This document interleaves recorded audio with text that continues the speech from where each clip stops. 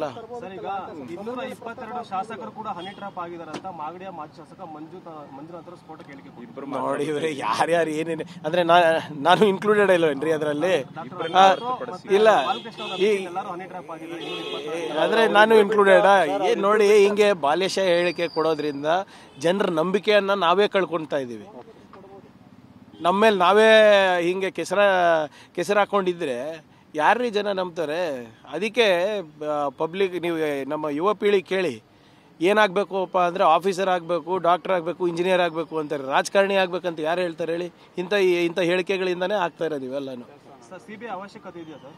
CBI ಅವರೇ ಭಾಳ ಸ್ಪಷ್ಟವಾಗಿ 1.5-2 ವರ್ಷದಿಂದ ಇದೆ, ಯಾವುದೇ ಕೇಸ್ ನಮಗೆ ಕೊಡಬೇಡಿ, ನಮ್ಮ ಹತ್ರ ಸಿಬ್ಬಂದಿ ಇಲ್ಲ, ನೀವೇನಾದರೂ ನಮ್ಮ ಕೇಸ್ ಕೊಟ್ಟರೆ ನಿಮ್ಮ ಸಿಬ್ಬಂದಿಗಳನ್ನೇ ನಮ್ಗೆ ಕೊಡಿ ಅಂತಾನೆ CBI ಅವರು ಹೇಳಿರೋದು. ನಾವೇ ತನಿಖೆ ಮಾಡ್ತಾ ಇದೀವಲ್ಲ ಈಗ. ಅವ್ರು ಬಂದ್ರು ಅಷ್ಟೇ, ನಾವು ತನಿಖೆ ಮಾಡಿದ್ರು ಅಷ್ಟೇ, ನಮ್ಮ ಸಿಬ್ಬಂದಿಗಳನ್ನೇ ನಾವು ಉಪಯೋಗ ಮಾಡಬೇಕು.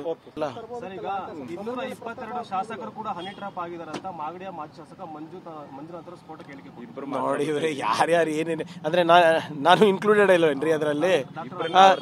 ಇಲ್ಲ ಅಂದ್ರೆ ನಾನು ಇನ್ಕ್ಲೂಡೆಡ್. ನೋಡಿ ಹಿಂಗೆ ಬಾಲ್ಯಶಾಹಿ ಹೇಳಿಕೆ ಕೊಡೋದ್ರಿಂದ ಜನರ ನಂಬಿಕೆಯನ್ನ ನಾವೇ ಕಳ್ಕೊಳ್ತಾ ಇದೀವಿ. ನಮ್ಮ ಮೇಲೆ ನಾವೇ ಹಿಂಗೆ ಕೆಸರು ಹಾಕೊಂಡಿದ್ರೆ ಯಾರ್ರೀ ಜನ ನಂಬ್ತಾರೆ? ಅದಕ್ಕೆ ಪಬ್ಲಿಕ್ ನೀವು ನಮ್ಮ ಯುವ ಪೀಳಿ ಕೇಳಿ, ಏನಾಗಬೇಕಪ್ಪ ಅಂದರೆ ಆಫೀಸರ್ ಆಗಬೇಕು, ಡಾಕ್ಟರ್ ಆಗಬೇಕು, ಇಂಜಿನಿಯರ್ ಆಗಬೇಕು ಅಂತಾರೆ. ರಾಜಕಾರಣಿ ಆಗ್ಬೇಕಂತ ಯಾರು ಹೇಳ್ತಾರೆ ಹೇಳಿ? ಇಂಥ ಹೇಳಿಕೆಗಳಿಂದನೇ ಆಗ್ತಾ ಇರೋದು ಇವೆಲ್ಲನೂ. ಸಿಬಿಐ ಅವಶ್ಯಕತೆ ಇದೆಯಾ ಸರ್? CBI ಅವರೇ ಭಾಳ ಸ್ಪಷ್ಟವಾಗಿ 1.5-2 ವರ್ಷದಿಂದ ಇದೆ, ಯಾವುದೇ ಕೇಸ್ ನಮಗೆ ಕೊಡಬೇಡಿ, ನಮ್ಮ ಹತ್ರ ಸಿಬ್ಬಂದಿ ಇಲ್ಲ, ನೀವೇನಾದರೂ ನಮ್ಮ ಕೇಸ್ ಕೊಟ್ಟರೆ ನಿಮ್ಮ ಸಿಬ್ಬಂದಿಗಳನ್ನೇ ನಮ್ಗೆ ಕೊಡಿ ಅಂತಾನೆ CBI ಅವರು ಹೇಳಿರೋದು. ನಾವೇ ತನಿಖೆ ಮಾಡ್ತಾ ಇದೀವಲ್ಲ ಈಗ. ಅವ್ರು ಬಂದರೂ ಅಷ್ಟೇ, ನಾವು ತನಿಖೆ ಮಾಡಿದ್ರು ಅಷ್ಟೇ, ನಮ್ಮ ಸಿಬ್ಬಂದಿಗಳನ್ನೇ ನಾವು ಉಪಯೋಗ ಮಾಡಬೇಕು.